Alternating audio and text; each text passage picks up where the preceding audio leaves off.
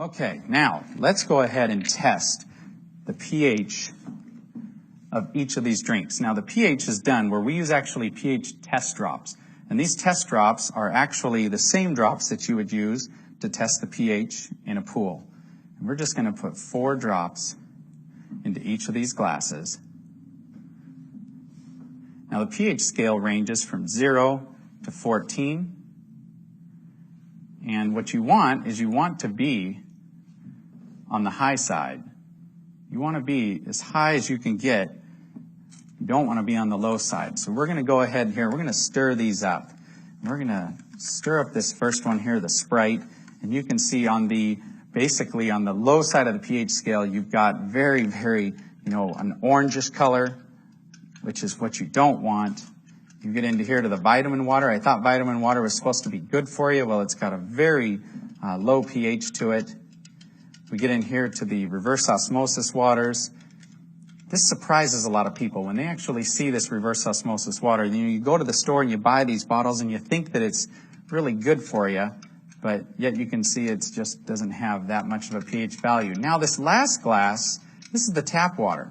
Now this tap water here is, it's blue. And some people get excited about that because actually the pH value of this compared to all these other drinks is much better. Much better. But what they don't tell you is that the federal government mandates that tap water be at least 7.0 in pH. And so because of that, they use various chemicals, lyes, and anything they have to put into that water to get it to go to here. In fact, a lot of times when you filter this water, you will actually see that the pH values come back to this range once some of those chemicals are filtered out. So let's see what happens when we actually take some of our 9.5 water here and we just mix a little bit of it right in. Look what we just did to that tap water.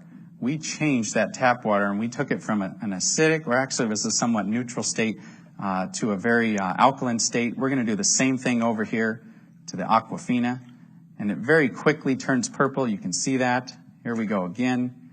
We're going to get it to go purple just by mixing in some of our water. Now these other 3 over here, I actually want to go ahead and use our water, our 9.5 water, and I'm going to pour it directly in. Now watch what happens when we do this. Isn't that amazing? We're not getting any color change at all.